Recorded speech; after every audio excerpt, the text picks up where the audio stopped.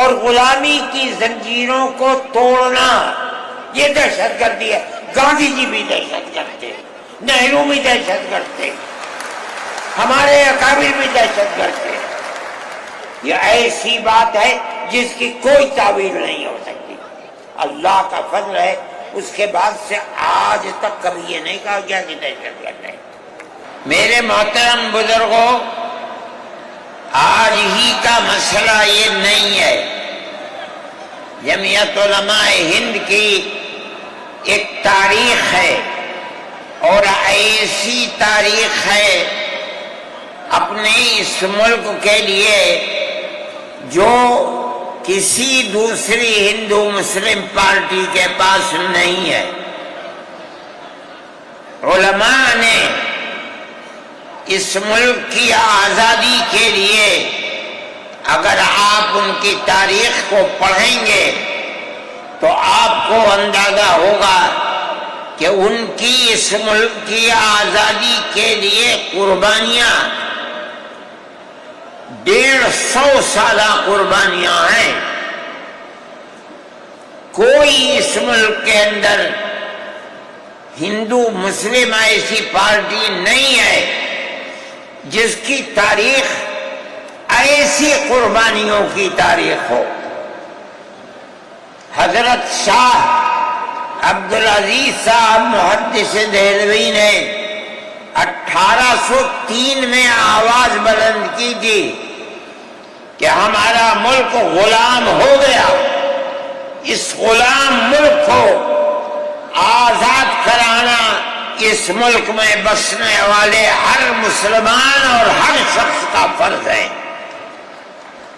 کوئی مائی کا لال نہیں تھا جو انگریز کی طاقت کے سامنے آزادی ملک کا نعرہ بلند کر سکتا۔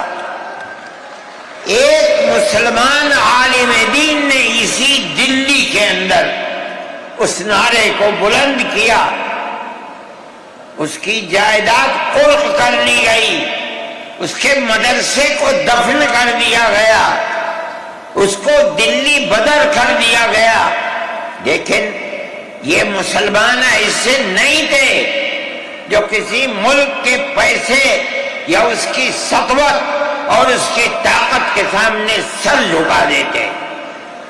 جو انہوں نے اپنا موقف اختیار کیا تھا پتھر کی چٹان کی طرح، اسی طرح اس موقف کے اوپر کھڑے رہے۔ سب سے پہلا جہاد سن 1932 کے اندر ہوا، ہندوستانی لوگ تو جانتے بھی نہیں، اور اس کے اندر لوگ مر گئے، ختم ہو گئے۔ شاہ عبدالعزیز صاحب کے رشتے کے، ان کے قریب، ان کے اولاد میں شاہ اسماعیل شہید اور رائے بریلی کے شاہ احمد شہید، دونوں کے دونوں ختم ہو گئے، شہید ہو گئے بالا کوٹ کے میدان میں، لیکن پیچھے نہیں ہٹے۔ وہ لوگ جو بچ کر آئے تھے سن 1857 میں پھر جہاد کر دیا، اور اس کے اندر صرف اسی دلی کے اندر 33,000 مسلمان شہید کیے گئے، اور لال قلعے سے لے کر جامع مسجد تک درختوں کے اوپر ان کی لاشوں کو لٹکا دیا گیا۔ یہ مسلمان کی تاریخ ہے، علماء کی تاریخ ہے۔ بتائیں کون ہے جس کی زندگی کے اندر یہ تاریخ مل سکتی ہے؟ میں کہتا ہوں، لاکھوں آدمی کے سامنے کہتا ہوں، کوئی مائی کا لال ہے جس نے اس ملک کی اس طرح خدمت کی ہو جس طرح مسلمان علماء نے خدمت کی ہے؟ میرے بھائی، جمعیت علماء انہی مجاہدین کی بنائی ہوئی جماعت ہے۔ ہم تو ان کے جوتے سیدھے کرنے والے ہیں۔ ہمارا کیا کام ہے؟ ایک ہی کام ہے کہ انہوں نے جو جمعیت کی بنیاد کے اندر ہندو مسلم اتحاد اور ملک کے ہر بسنے والے کو ایک پیغام دیا تھا پیار و محبت کا، ہم اسی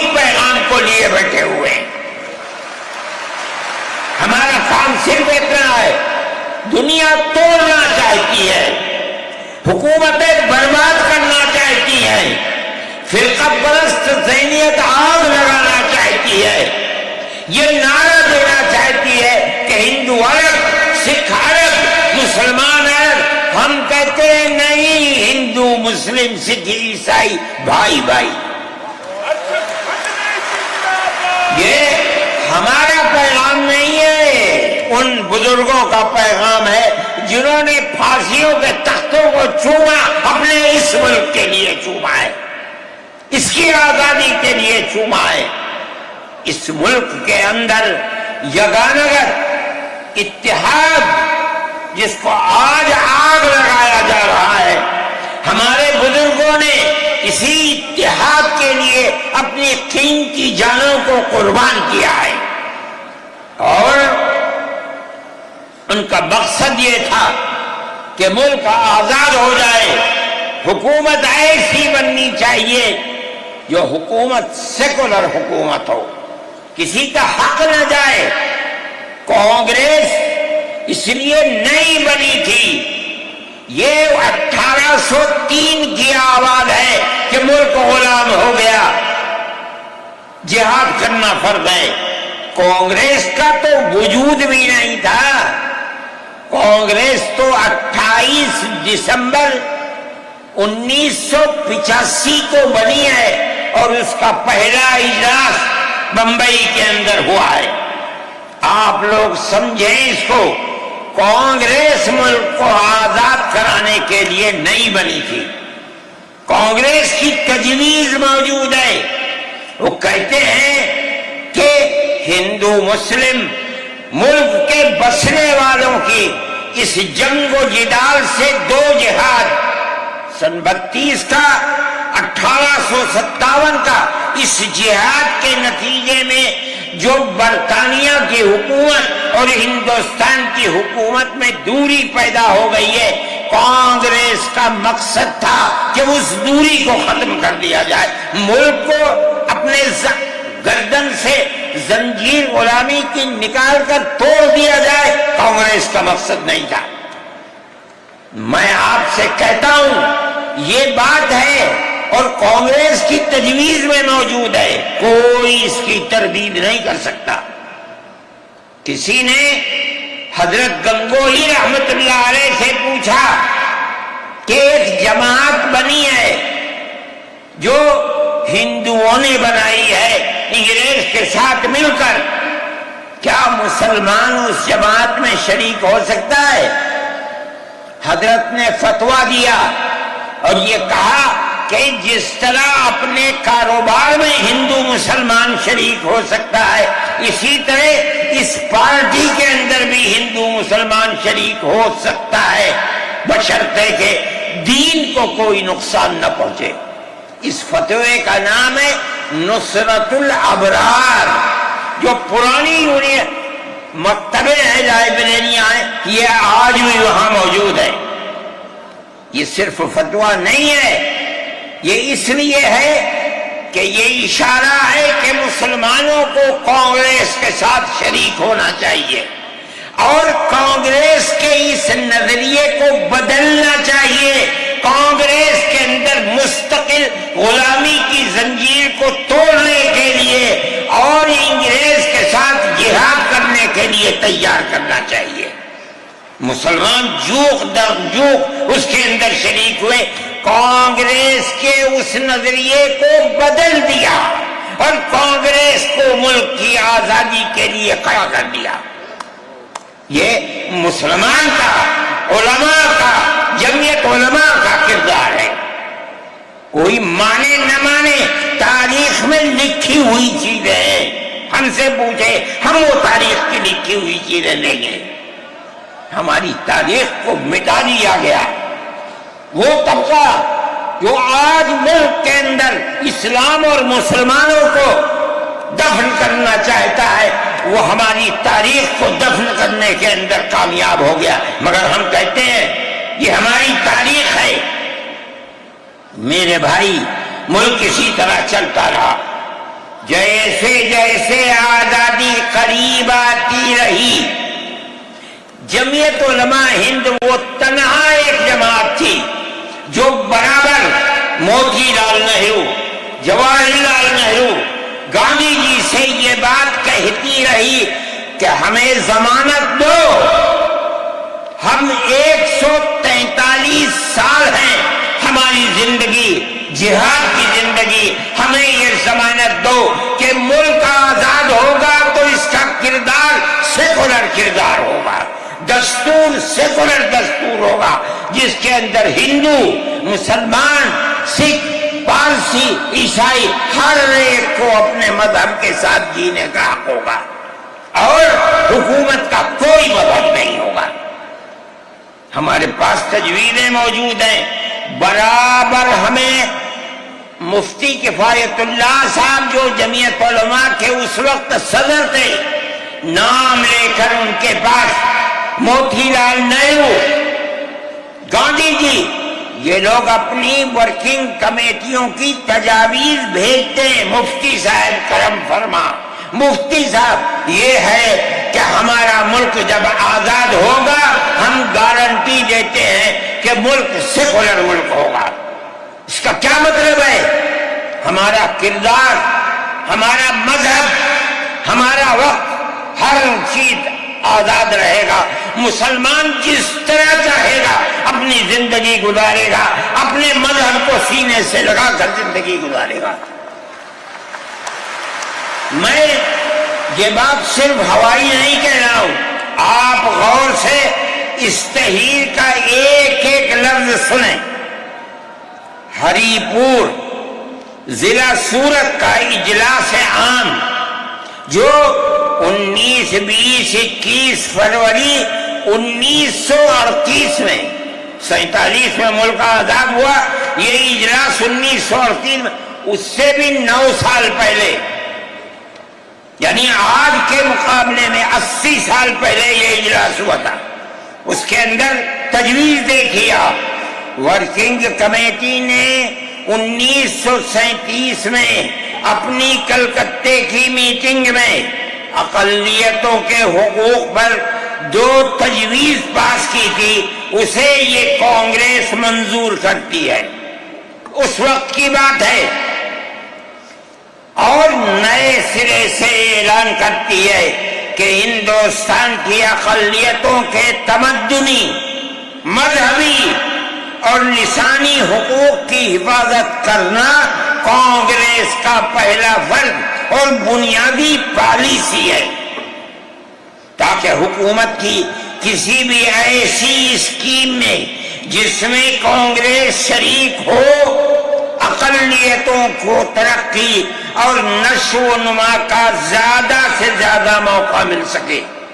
آپ الفاظ پر غور کیجئے، اور وہ قوم کی سیاسی، اقتصادی اور کلچرل زندگی میں پورا حصہ لے سکے۔ اس کے بعد اس بنیاد پر مسلمانوں کو مطمئن رہنا چاہیے کہ آزاد ہندوستان کی حکومت میں ان کا مذہبی فرائض، اذان، نماز، جمعہ، عید، روزہ، حج، زکوٰۃ، مذہبی تبلیغ، مساجد، مقابر، قربانی، مذہبی جلوس، مذہبی جلسے وغیرہ جملہ مذہبی رسوم اور مذہبی ادارے محفوظ ہوں گے، اور اسی طرح ان کی تہذیب و تمدن، ان کے تعلیمی ادارے، خانقاہیں، امام باڑے، عیدگاہیں، تکیے، کربلائیں، آثار قدیمہ، اوقاف وغیرہ سب محفوظ ہوں گے، اور اسی طرح ان کی زبان، ان کی شاعری، رسم الخط وغیرہ سب کے سب آزاد اور محفوظ ہوں گے، کسی پر کوئی رکاوٹ اور قید نہ ہوگی۔ جو میں آپ سے کہہ رہا ہوں، آپ دیکھیے یو پی کانگریس کا شائع کردہ election board National Herald press Lucknow 1946 کے اندر شاید 10 فروری ہے جو میں نے نقل کیا ہے، وہ مٹا ہوا تھا، اس کے اندر یہ بلیٹن شائع ہوا ہے۔ میں کہتا ہوں کہ ہندوستان کی جمعیت علماء کے بار بار کھچوٹے لگانے پر وعدہ کرو کہ ملک سیکولر ملک ہے، وہ وعدہ کرتے چلتے ہیں۔ میں آج آپ سے پوچھتا ہوں کہ اس میں سب سے پہلی چیز ہے کہ مسلمانوں کا مذہب اور مذہبی فرائض محفوظ رہیں گے۔ آج میں پوچھتا ہوں، ملک کی آزادی کو 70-80 سال ہو رہے ہیں، بتائیے کیا محفوظ ہے مسلمانوں کا؟ آپ مذہب محفوظ ہے مسلمانوں کا؟ کیا آپ نے مسلمان مذہب کا مسئلہ قرآن و حدیث سے ثابت ہے؟ آپ جو کچھ کر سکتے تھے آپ نے نکاح اور طلاق کے اندر کر دیا، مذہب کا محفوظ ہے؟ آپ کی حکومت اتراکھنڈ میں ہے، آپ یکساں سول کوڈ، یعنی کوئی تعلق مسلمان کا مذہب سے نہیں ہوگا، گورنمنٹ جو قائم کرے گی اس کے اوپر مسلمان کو چلنا ہوگا۔ کہاں کا سیکولرزم ہے؟ کیا مسلمان اس پر اطمینان کر سکتا ہے؟ آپ کی زندگی اور آپ کی حکومت کا بنیادی ناپاک پتھر یہ ہے کہ مسلمان کو اپنے مذہب سے آپ دور کر لیں۔ کیا آپ اسے قبول کریں گے؟ یہ آج کی حکومت کا یہ مسئلہ ہے۔ مذہبی فرائض کہاں کے آپ زندہ رہ گئے؟ آج آپ نے مسئلہ بنایا ہے کہ اتراکھنڈ کی ریاست اور شہروں کے اندر مسلمان جو 50 سال سے آباد ہے، آباد بھی نہیں رہ سکے گا۔ یہ آپ کا کردار ہے، یہ تصویر ہے اور ناپاک تصویر ہے، ہم کہتے ہیں۔ جس تصویر کو آپ پیش کر رہے ہیں یہ تصویر سیکولر دستور کی تصویر نہیں ہے۔ ہمارا آج کا یہ کنونشن سیکولر دستور کی حفاظت کے لیے ہے۔ کہاں ہے جی؟ کیا کر رہے ہو؟ اس ملک کو، ملک میں رہنے والوں کے لیے جہنم بنا رہے ہو۔ جمعیت علماء اس کو قبول نہیں کرتی۔ ہم تو کہہ رہے ہیں اس بات کو، کسی کی زبان اٹھتی ہو یا نہ اٹھتی ہو، لیکن ہم کہتے ہیں کہ جو ہو رہا ہے وہ ملک کو آگ لگانے کے لیے، دستور کو آگ لگانے کے لیے ہو رہا ہے۔ جمعیت علماء اسے قبول نہیں کرے گی۔ اگر جمعیت علماء نے اس بدترین حکومت جو یہ کہتی تھی کہ ہماری حکومت میں سورج نہیں ڈوبتا، جمعیت علماء نے کبھی اس کے سامنے سر نہیں جھکایا، اس کے بعد ہم کس کے سامنے سر جھکائیں گے؟ ہمارا سر صرف ایک اللہ کے سامنے جھکتا ہے اور کسی کے سامنے نہیں جھکتا۔ میرے بھائی، آپ ایک اس کو لیتے ہیں، میں کہتا ہوں اے بیٹا، آپ کیا کہتے ہیں؟ اس کے اندر جہاں ہے وہاں اسی طریقے سے اوقاف وغیرہ سب محفوظ ہوں گے۔ اوقاف محفوظ ہیں، یہ آپ کے سامنے حضرت مولانا بیٹھے ہوئے ہیں، تقریر کی ہے۔ اوقاف کو ہڑپنا چاہتے ہیں۔ ہماری مسجدیں اسی دلی کے اندر 400 500 سال کی مسجدیں ہیں، جس میں جمعیت علماء کا دفتر بنا ہوا ہے، عبد النبی اکبر کے زمانے کی مسجد ہے۔ اور کتنی مسجدیں جن کے پاس اوقاف، اللہ اکبر، لاکھوں کروڑ کے اوقاف ہیں۔ جونپور میں جا کر کے دیکھو کیسی مسجدیں ہیں، دلی کے قرب و جوار میں دیکھو کتنی بڑی بڑی مسجدیں ہیں۔ ہندوستان کا وہ طبقہ جو ان مساجد کے اوقاف کو ہڑپ کرنا چاہتا ہے، کہتا ہے اگر کسی وقف زمین یا مسجد یا کسی بھی چیز کے کاغذات وقف کے نہیں آئے اس کو وقف نہیں مانا جائے گا۔ کون 500 سال پرانے کاغذات لا کر کے پیش کر دے گا؟ قانون یہ تھا کہ جو مسجد بنی ہے، جو وقف پر بنتی ہے وہ وقف ہے۔ آپ کو کیا درد ہے کہ آپ اس اوقاف کو وقف کو ختم کرتے ہیں؟ اس کا مطلب ہے مسلمانوں کی زمین کو ہڑپ کرنا چاہتے ہو، حرام کھانا چاہتے ہو، اس لیے ان اوقاف کو ہڑپ کرنا چاہتے ہو۔ ہم اس کو قبول نہیں کرتے۔ اوقاف ہمارے آباء و اجداد کے کیے ہوئے ہیں، اوقاف اللہ کی ملکیت میں دیے ہوئے ہیں، مسجدیں بنی ہوئی ہیں، آپ ان کی حفاظت کیجئے، اس لیے کہ ہم اس ملک کے رہنے والے ہیں، ہم باہر سے آئے ہوئے نہیں ہیں۔ اگر ہندو گوجر ہے مسلمان بھی گوجر ہے، اگر ہندو جاٹ ہے مسلمان بھی جاٹ ہے، اگر ہندو راجپوت ہے مسلمان بھی راجپوت ہے۔ جاؤ دیکھو کشمیر کے اندر، اگر ہندو برہمن ہے مسلمان بھی برہمن ہے۔ ہم اسی ملک کے رہنے والے ہیں۔ کسی کو اچھا لگا یہ مذہب وہ اس مذہب میں چلا گیا، کسی کو یہ مذہب اچھا لگا وہ اس مذہب میں چلا گیا۔ کیا مذہب کی بنیاد پر اس ملک کے اندر آپ ہمیں جینے کا حق نہیں دیں گے؟ ہم اپنے جینے کا حق کو لیں گے۔ آپ نے جس سیاست کو اختیار کیا، آپ 2 الیکشن پہلے دیکھیے کس قوت کے ساتھ بی جے پی آئی تھی۔ آپ نے جس پالیسی کو اختیار کیا، سیکولرزم کو آگ لگانی چاہیے، اس کا نتیجہ اس الیکشن میں کیا ہوا؟ بی جے پی ہار گئی۔ میں کہتا ہوں کہ اگر چندرا بابو نائیڈو کی بیساکھی نہ ہوتی اور ادھر نتیش کمار کی بیساکھی نہ ہوتی تو بی جے پی گورنمنٹ نہیں بنا سکتی تھی۔ کیوں ہوا؟ وہ جو 14 سال پہلے اتنی قوت کے ساتھ آئی تھی کہ لگتا تھا کسی دوسری جماعت کا چراغ ہی نہیں جل رہا ہے، وہ چراغ آج بجھ کیسے گیا؟ اس پالیسی کی وجہ سے۔ ملک کی پالیسی اگر بھائی بھائی کی ہوگی ملک زندہ رہے گا۔ ایک باپ کی اولاد 5 4 3 اگر پیار و محبت کے ساتھ رہیں گے وہ گھر آباد رہے گا، اگر دشمنی ہوگی سب برباد ہو جائیں گے۔ ہماری یہ پالیسی ہے کہ ہندو مسلمان سکھ عیسائی سب ایک دوسرے کے ساتھ بھائی بھائی ہیں۔ آپ اس پالیسی کو کیوں مخالفت کرتے ہیں؟ ہم اسی طرح چلتے ہیں۔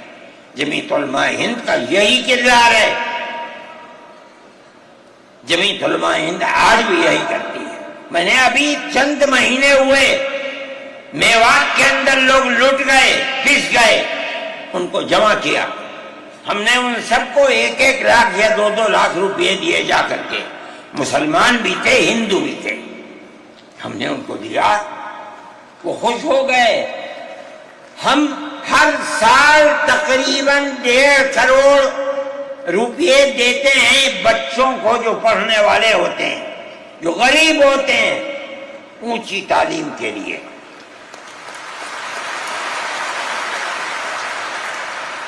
اس کے اندر مسلمان بچے بھی ہوتے ہیں، ہندو بچے بھی ہوتے ہیں۔ جمعیت علماء ہر ایک کی مدد کرتی ہے، پڑھیں، ملک کے لیے کام کریں۔ میں جا رہا تھا ایک مرتبہ، بنگلور سے سوار ہوا، مجھے جانا تھا سوئٹزرلینڈ، ایک میٹنگ تھی وہاں سعودی عرب کی، سوئٹزرلینڈ کے اندر۔ میں جب گیا جہاز کے اندر، صبح ہوئی تو میں نے چائے وائے پی، میرے پاس جو پائلٹ تھا چلانے والا وہ آیا، میرا شکریہ ادا کرنے لگا، آپ نے بڑی محبت کے ساتھ۔ میں نے سوچا کیا بات ہے، کیا آپ کیوں؟ کہنے لگے کہ مجھے اس جگہ تک پہنچنے میں جمعیت علماء اگر مدد نہ کرتی میں نے کچھ کر سکتا تھا۔ مجھے حیرت ہو گئی کہ کیا بات ہے یہ، ہم ہر ایک کی مدد کرتے ہیں۔ کیرلا کے اندر سیلاب آیا، لوگ لٹ گئے، مر گئے، ہم نے مکانات کی مرمت کی، ہم نے مکانات کو اثر نو بنوایا بھی، میں نے چابیاں بھی دی اور تمام میڈیا نے اس کو دکھلایا۔ ہندو بھی تھے، مسلمان بھی تھے، ہندو عورتیں بھی تھیں جن کے ہاتھ میں نے چابی دی ہے۔ جمعیت علماء کا یہ کردار ہے۔ ہمارے بزرگوں نے متحدہ قومیت کتابیں شائع کی ہیں۔ اس کا مطلب ہے کہ ہندوستان کی قوم مذہب کی بنیاد پر نہیں بٹے گی، جو ہندوستان میں رہتا ہے ان سب کی ایک ہی قوم ہے۔ مذہب کی بنیاد پر قومیں تقسیم نہیں ہوں گی۔ یہ ہمارا کردار ہے، ہم اس کردار پر زندہ ہیں اور اسی پر چلتے ہیں۔ صحیح ہے، یہ ملک کے اندر جو پالیسی چل رہی ہے کہ ان کو مار دو، ان کو گرا دو، ان کو، آسام کے اندر یہ پالیسی آج سے نہیں سن 12 سے چل رہی ہے۔ جمعیت علماء تنہا جماعت ہے ملک کے اندر جو آسامیوں کے مسائل کو جانتی ہے۔ یہاں سے رہنے والے، ان کی زبان اور ہے، ان کا کلچر اور ہے، بہت دور ہے، دنیا کے آخر میں رہتے ہیں، کون جانتا ہے ان کے مسائل کو؟ تنہا جمعیت علماء ہے جو ان کے مسائل سے دلچسپی لیتی ہے، گھستی ہے، کروڑوں روپیہ خرچ کرتی ہے۔ یہ ایک مسئلہ تھا، اس سے پہلے ایک اور مسئلہ تھا۔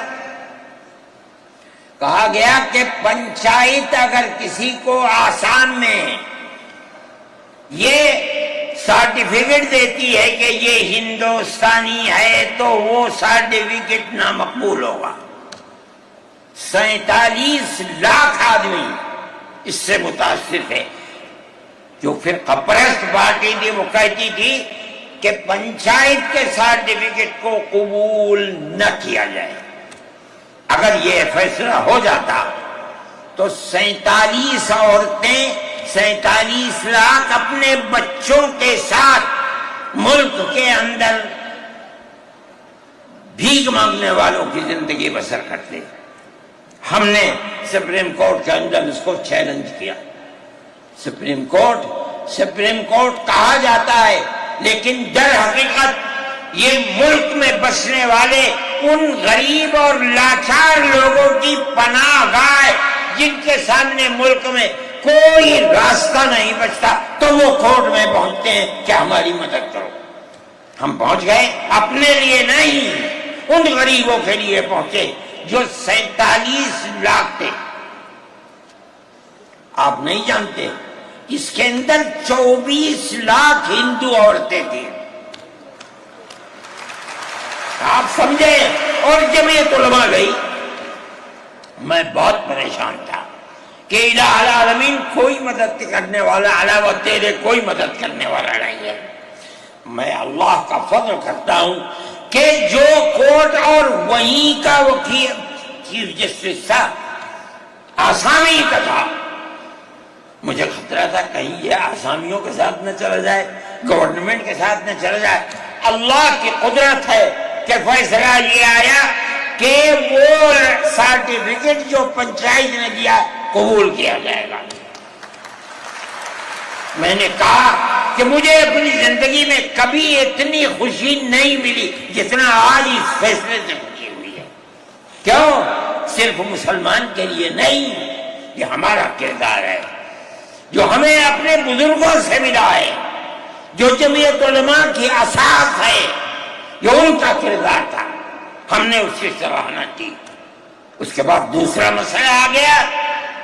دیکھیے، سمجھیے مسئلے کو، سارے ہندوستان کے اندر قانون یہ ہے کہ جو سب سے پہلی مردم شماری سن 47 میں ملک آزاد ہوا، سن 51 کے اندر پہلی مردم شماری ہے، جس کا نام اس مردم شماری میں ہے وہ ہندوستان ہے، جس کا نام اس مردم شماری میں نہیں ہے، اگر دوسری مردم شماری میں وہ کہیں سے آ کر بسا اور اپنا نام لایا، وہ ہندوستانی نہیں۔ اچھا، پاکستان ایک مغربی پاکستان تھا، ایک مشرقی پاکستان تھا۔ اندرا جی نے اپنے زمانے کے اندر تمام جھگڑوں کو ختم کرنے کے لیے مغربی پاکستان کو الگ، مشرقی پاکستان کو الگ کیا۔ جنگ ہوئی، مشرقی پاکستان ٹوٹ گیا اور بنگلہ دیش بن گیا۔ اس وقت بہت بڑی بمباری ہوئی دونوں ملکوں کے اندر، ادھر کے لوگ ادھر، ادھر کے لوگ ادھر، سب لوگ بیٹھے، راجو بیٹھے، بی جے پی بیٹھی، جو وہاں کی پارٹیاں تھیں صوبائی وہ بیٹھی، اور سب نے بیٹھ کر طے کیا کہ آسام کے اندر ہندوستانی ہونے کی دلیل سن 71 کی مردم شماری ہوگی، سارے ملک سے الگ۔ سارے ملک میں مردم شماری میں ہندوستانی ہونے کے لیے 51 کی ہے، مگر سب پارٹیوں کے دستخط ہیں اس کے اوپر۔ آسام کے اندر 51 نہیں 71 ہوگی۔ اب آپ دیکھیے، جو فرقہ پرست، اور میں کہتا ہوں ببانگ دول کہتا ہوں کہ آسام کے چیف منسٹر کا کردار بدبودار کردار ہے، خراب کردار ہے، مسلمان کو دفن کرنے کا کردار ہے۔ وہ یہ کہتا ہے کہ آسام کے سوا آسام کے اندر مردم شماری 71 نہیں، جیسے سارے ہندوستان میں 51 ہے، اسی طرح آسام کے اندر بھی 51 ہوگی۔ آپ سمجھتے ہیں اس کا اثر؟ آج اس کا اثر یہ ہوگا کہ اگر 71 ٹوٹ جائے اور 51 پر آ جائے تو آسام کے اندر 1.5 کروڑ بچے اور بڑے سب ہندوستان سے باہر ہو جائیں۔ کہاں جائیں گے؟ صرف مسلمان کی مخالفت، کھانا ہضم نہیں ہوتا ہے بغیر مسلمان کی بربادی کے۔ کوئی نہیں تھا، تنہا جمعیت علماء تھی۔ اس کے اندر بڑا کردار ہے مولانا مشتاق انصر کا، جو جمعیت علماء آسام کے صدر ہیں۔ وہ میرے ساتھ شانہ بشانہ کھڑے رہے اور 12 سال سے زیادہ مقدمہ لڑا، کروڑوں روپیہ اس کے اوپر خرچ کیا گیا۔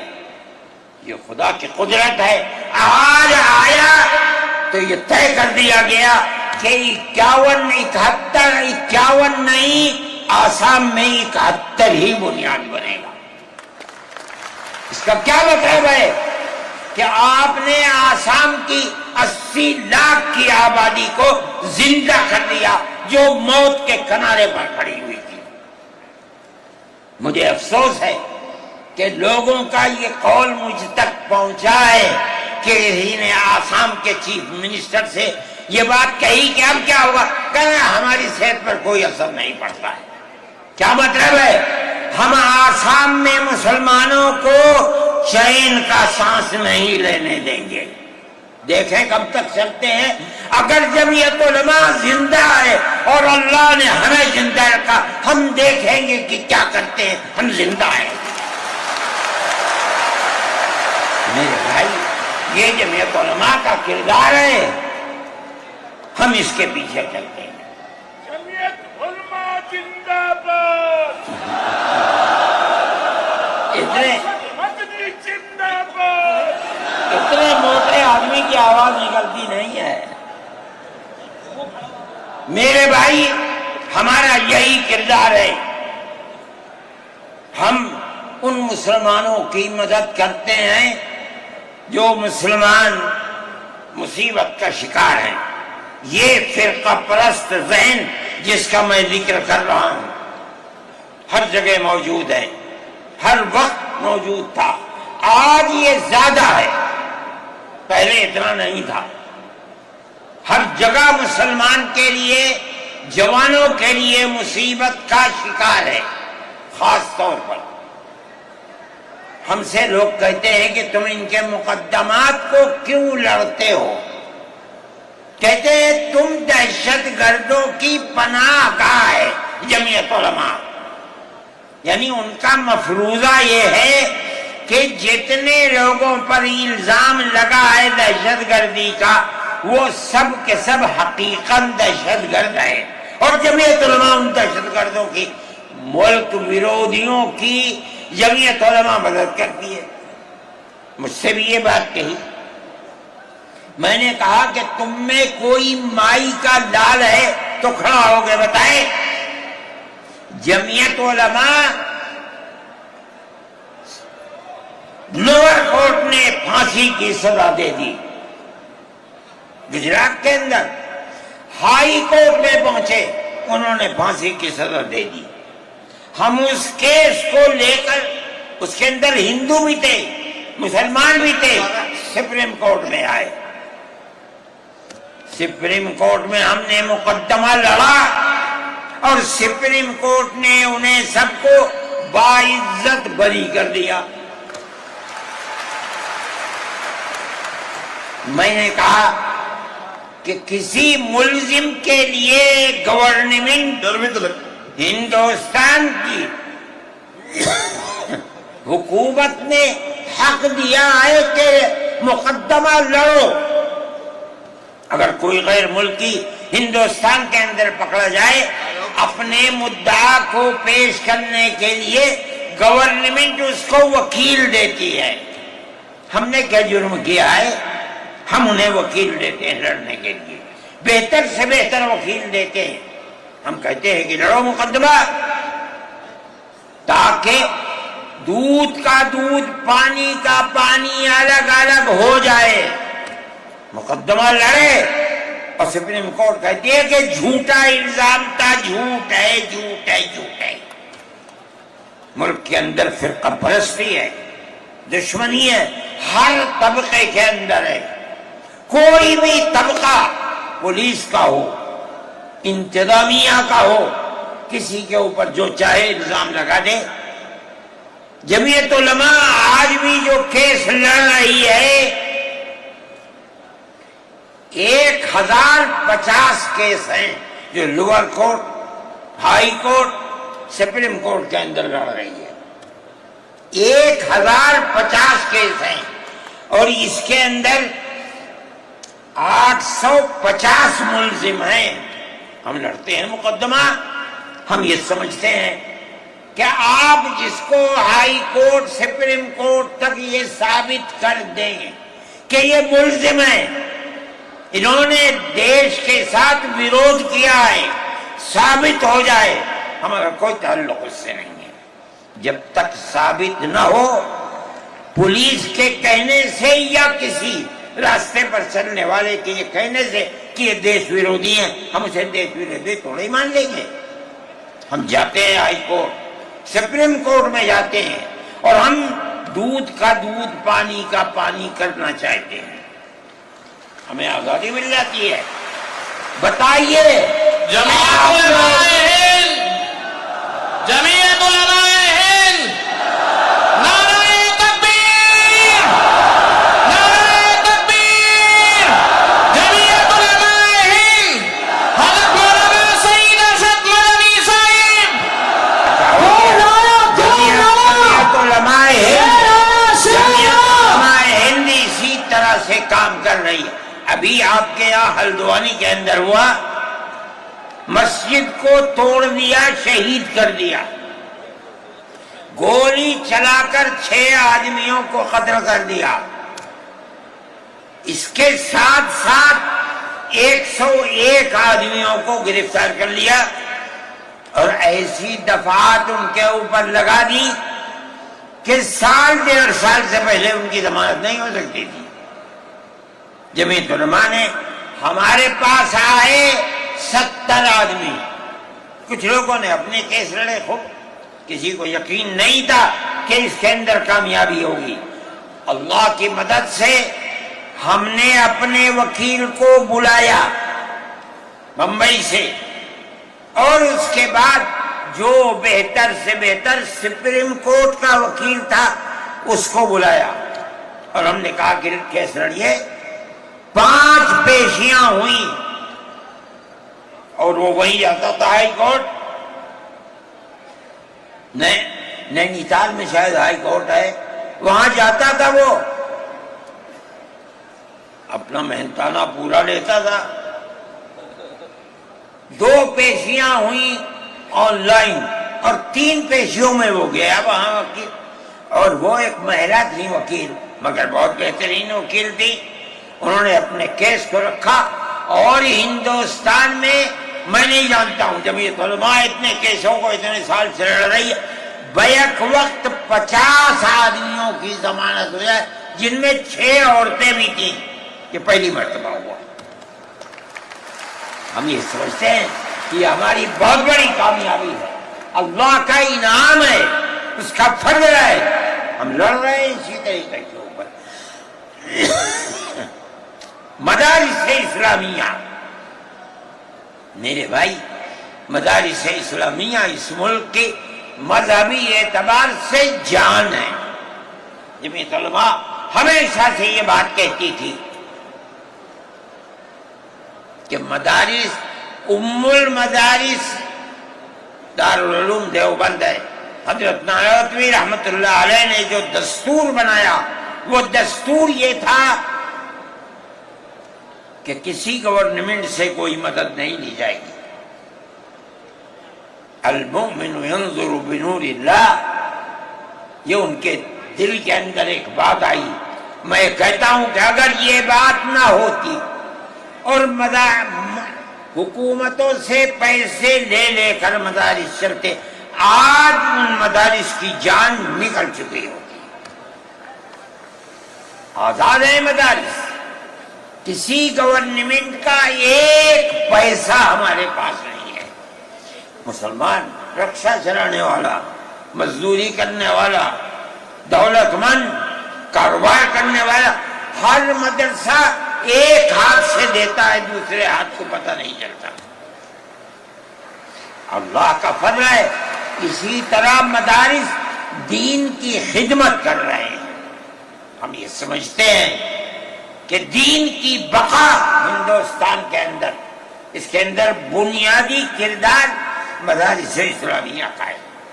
لوگ کہتے ہیں تبلیغ کا ہے, میں کہتا ہوں ہاں تبلیغ کا بھی ہے, اصل کردار مدارس اسلامیہ کا ہے. ارے بھائی, مولانا الیاس صاحب رحمت اللہ علیہ نے تبلیغ کی بنیاد رکھی, کہاں کے تھے؟ مدرسوں سے پڑھ کر کے نہیں رہے تھے. مولانا یوسف صاحب نے کام کیا اپنے باپ کے طریقے پر, کہاں سے نکلے؟ مدرسے سے پڑھ کر کے نکلے تھے. مولانا چلے گئے, مولانا انعام صاحب, پھر اس کے بعد مولانا اظہار صاحب.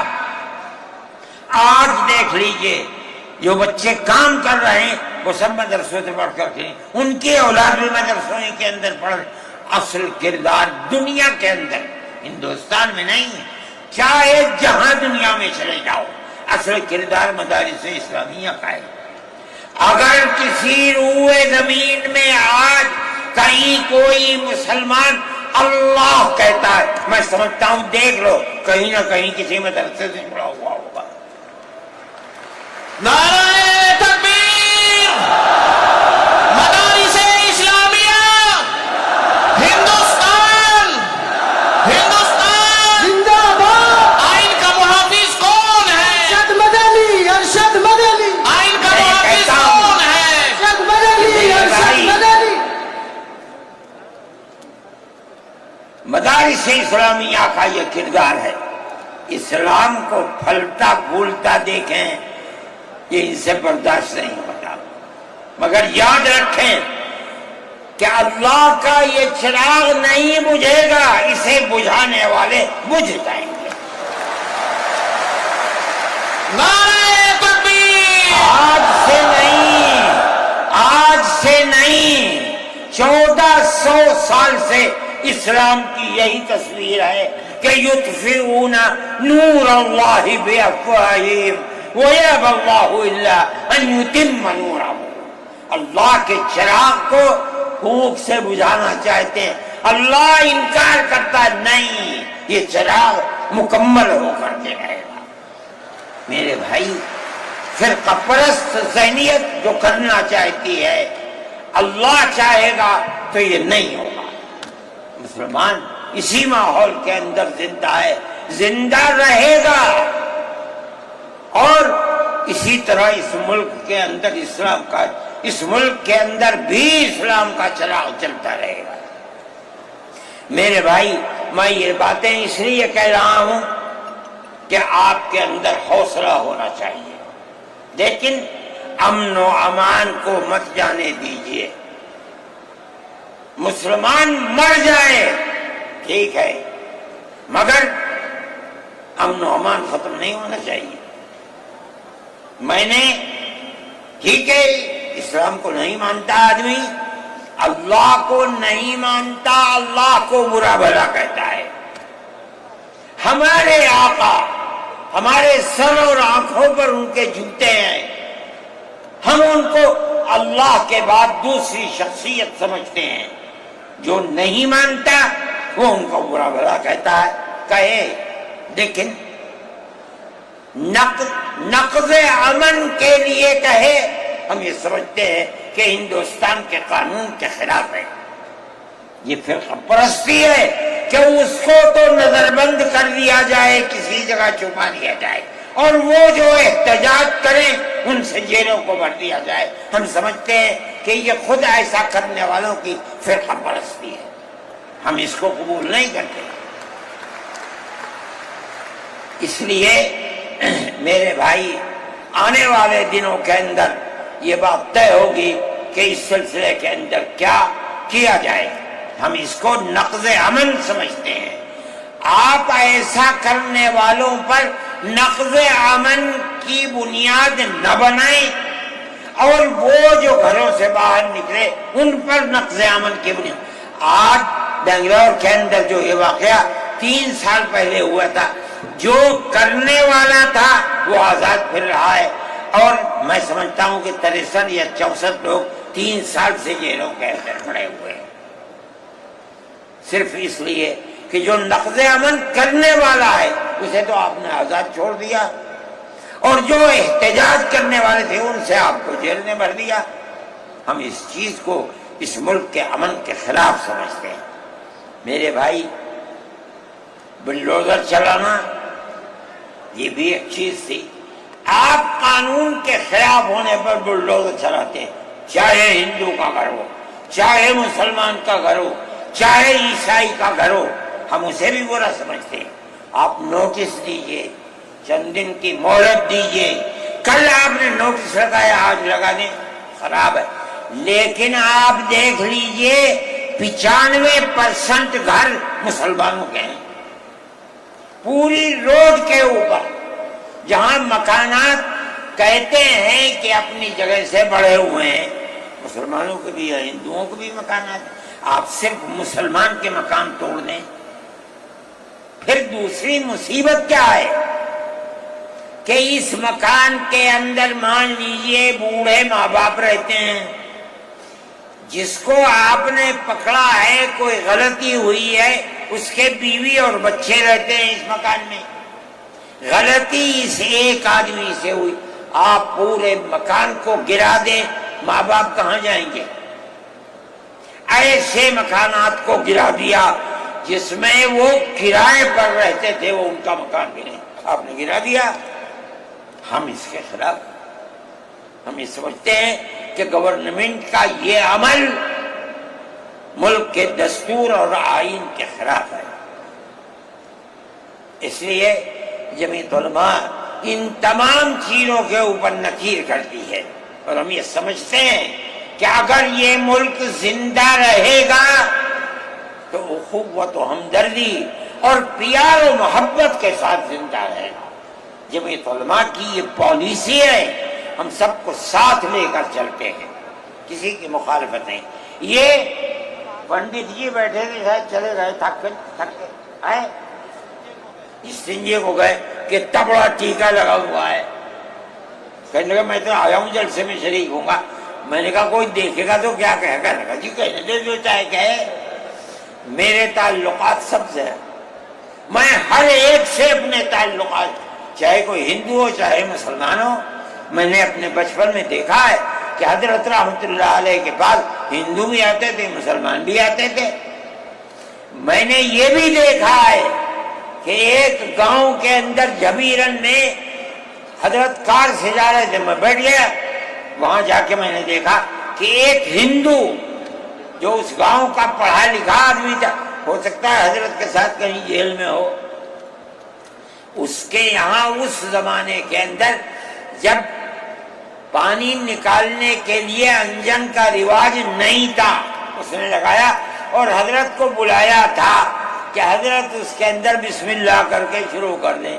حضرت کا بڑھاپا تھا, وہ اسے چلانے, تو وہ بھی لگا اور بھی لوگ لگے اور حضرت بھی لگے اور اسے چلایا اور پانی نکلنے لگا. یہ تعلقات تھے.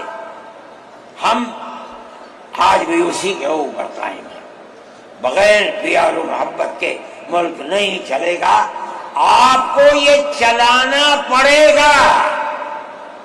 آپ اسلام اور مسلمان کی مخالفت کریں اور اسے برباد کریں, یہ چیز نہیں چلے گی. میں اس سلسلے کے اندر جو گٹھ بندھن کی پالیسی ہے میں اس کو اچھا سمجھتا ہوں. ایک طرف تو یہ کردار ہے گورنمنٹ کا جو آپ کے سامنے پیش کیا جا رہا ہے. دوسری چیز الیکشن کے زمانے کے اندر جو انڈیا گٹھ بندھن نے اپنا مینیفیسٹو شائع کیا, میرے پاس یہ چیز پہنچی کہ راہل گاندھی جی نے یہ کہا ہے کہ ہماری حکومت اگر بنے گی تو ہم ہر اقلیت کو اپنے مذہب کے اوپر چلنے کی آزادی دیں گے. میں نے ان کی اس بات کو قدر کی نظر سے دیکھا اور میں نے یہ اعلان کیا کہ اس اعلان کے بعد مسلمان کو اس گٹھ بندھن کی جس میں رہ کر اس کو آزادی ملتی ہے اپنے مذہب کی, اس کو ووٹ دینا اپنے ملک اپنے دین کی حفاظت کے مرادف ہے. اور مجھے بڑی خوشی ہے کہ سارے ہندوستان کے مسلمانوں نے ایک جٹ ہو کر کے گٹھ بندھن کو ووٹ دیا اور گٹھ بندھن اس طرح سے آگے نکلا اور بی جے پی ہار گئی. میرے بھائی, یہ جمعیت علماء کی پالیسی ہے اور جمعیت علماء اس پالیسی کے اوپر زندہ ہے. مسئلہ فلسطین کا ہے, بڑی عجیب بات ہے. فلسطین آزاد ملک ہے, حقیقت یہ ہے. آپ یہ دیکھیے, جب دولت عثمانیہ کو دنیا کی بڑی طاقتوں نے مل کر ختم کیا اور خلافت اسلامیہ ترک میں ختم ہو گئی,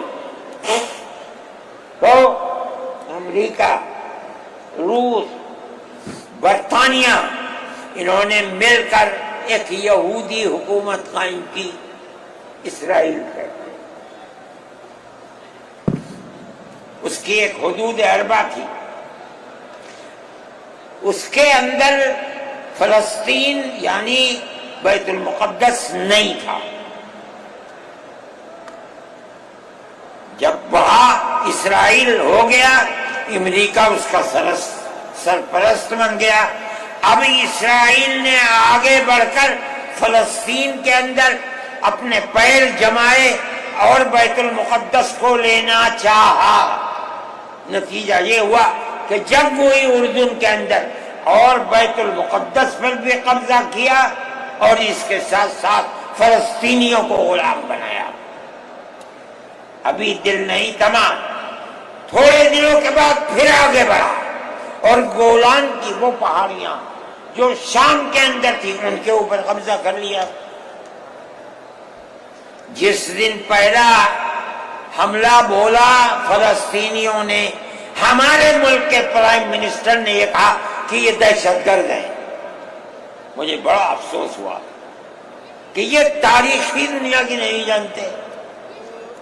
ایسا لگتا ہے جیسے ہی انہوں نے دنیا کو دیکھا ہی نہیں. میں نے اعلان دیا, میں نے یہ کہا کہ جو یہ کہتے ہیں کہ یہ دہشت گرد ہیں, اگر یہ دہشت گرد ہیں اور غلامی کی زنجیروں کو توڑنا یہ دہشت گردی ہے, گاندھی جی بھی دہشت گرد تھے, نہرو بھی دہشت گرد تھے، ہمارے اکابر بھی دہشت گرد تھے۔ یہ ایسی بات ہے جس کی کوئی تعویل نہیں ہو سکتی۔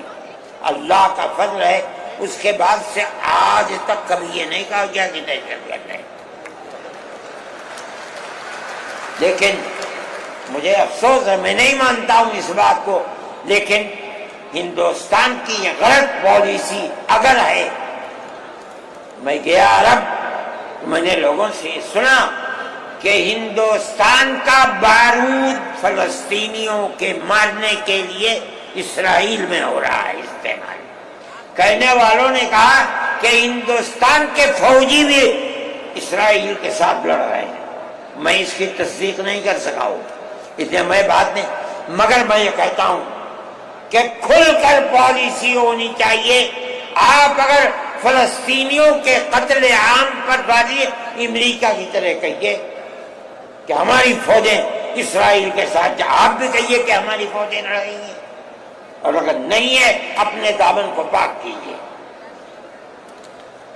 میں یہ سمجھتا ہوں کہ اس طرح کا قتل عام کہ ساری دنیا ایک طرف کھڑی ہوئی ہے، لیکن یہودی طاقت کے ساتھ کیونکہ سر پر امریکہ ہے، تجویز آتی ہیں اسرائیل کے، نہیں، اسرائیل کے خلاف نمبر 2 پر ہے، سب سے پہلی تجویز امریکہ کے خلاف آنی چاہیے، اس لیے کہ جو بم برس رہے ہیں وہ امریکہ کے ہیں، جو فوج لڑ رہی ہے وہ امریکہ کی ہے۔ اسرائیل کے پاس کتنا ہے؟ جو طاقت ہے وہ بڑی طاقتوں کی دین ہے، اسی بنیاد کے اوپر ساری دنیا کے اندر احتجاج ہو رہا ہے، مگر وہ احتجاج قابل توجہ نہیں ہے۔ جمعیت علماء ان مسائل کو سمجھتی ہے، ہم نے اپنی بات آپ سے کہی ہے، مسلمان اپنے نظریات، اپنے خیالات کو صحیح کرے اور اس نہج کے اوپر چلے۔ میں پھر کہتا ہوں، آپ ہندو مسلم اتحاد، آپ جس گاؤں میں ہیں وہاں اتحاد رکھیے، اپنے کھیت میں ہیں وہاں اتحاد رکھیے، بازار میں بیٹھے ہیں وہاں اتحاد رکھیے، جہاں دنیا کے اندر ہے مذہب کی بنیاد پر نہیں، ہندو مسلم بھائی بھائی اسی اتحاد کی بنیاد کے اوپر چلیے۔ اگر آپ چلیں گے تو آپ اپنے ملک کے وفادار ہیں اور آپ صحیح راستے پر چلنے والے ہیں، اور اگر آپ وہ پالیسی خدا نخواستہ جو فرقہ پرست نظریے کی پالیسی ہے، اگر آپ اسے اپنائیں گے ملک تباہ ہو جائے گا، برباد ہو جائے گا۔ میں انہی نظریات کے ساتھ آپ حضرات سے اجازت لیتا ہوں۔